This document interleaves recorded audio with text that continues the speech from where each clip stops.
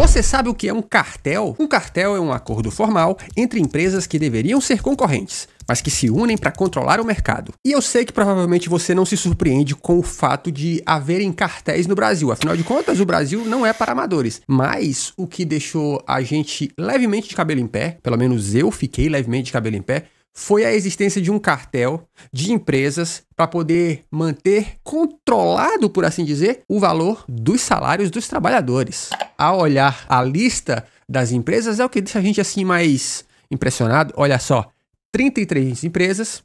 Dentre essas 33, olha só, Alcoa Alumínio S.A., Avon Cosméticos, Avon, isso mesmo, Avon chama, C&A Modas, Cargill Agrícola, Claro S.A. Pô, Claro manda tanto SMS pra gente, né? Coca-Cola Indústria, aí ó, já diziam os crentes há muito tempo atrás, Coca-Cola, alô diabo.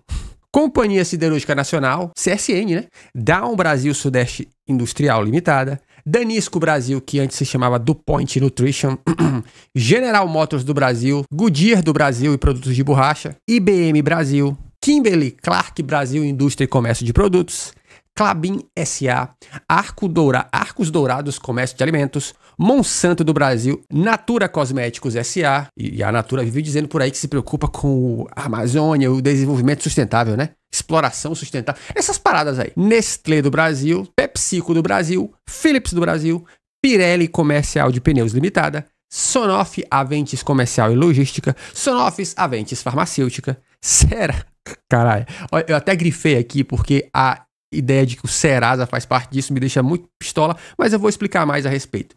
Siemens Energia do Brasil, Bate Brasil Souza Cruz, a do cigarro, IPLF Holding S.A., Singenta Proteção de Cultivos, Vale S.A., Volkswagen do Brasil, Indústria de Veículos Automotores. A Volkswagen realmente tá sempre coladinha com as paradas meio erradas, né? Historicamente falando. Votorantim Cimentos, Votorantim Industrial e White Martin Gases e Indústria. E por que eu até grifei aqui a Serasa? Quando eu paro pra pensar no Serasa, eu fico pensando, cara, como é que pode a gente ter uma empresa no Brasil, é uma empresa privada, que ela detém os nossos dados e ela diz para o próprio mercado, ó, esse cara aqui é um bom cliente ou ele não é um bom cliente. Não é o governo que está com seus dados, é uma empresa privada. Então, essa mesma empresa privada, o Serasa, também fazia parte, supostamente, segundo a reportagem da Veja, desse cartel aí que o CAD está investigando, para poder ter um controle sobre os valores de salários pagos aos seus colaboradores, funcionários, tá? Inclusive, eu tenho uma rixa também com esse papo de colaborador, porque no fim é só o mercado tentando fazer você se perceber de um jeito diferente, não como aquilo que você é, um funcionário. Mas como é que funcionava esse rolê? Basicamente, essas empresas tinham lá grupos no Zap. Basicamente, elas tinham um grupo no Zap, e nesses grupos de Zap tinha o quê?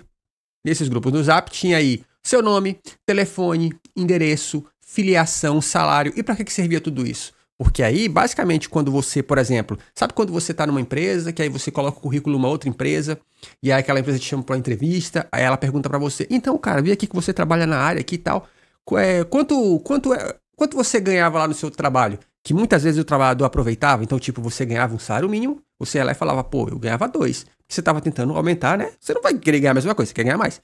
Então, você falava que ganhava um pouquinho a mais, que era poder ver se a proposta melhorava. Então, com base nessas informações que já tinham a seu respeito, não adiantava nada. Você podia falar que você ganhava 10 mil reais. Eles iam entrar no cadastrinho deles. Ah, João da Silva Sauro falou que ganhava 10 mil reais, mas no salário dele aqui, de fato, só era 1.000. Então, o que eles chegavam? Chegavam para você na entrevista e falavam assim, ó.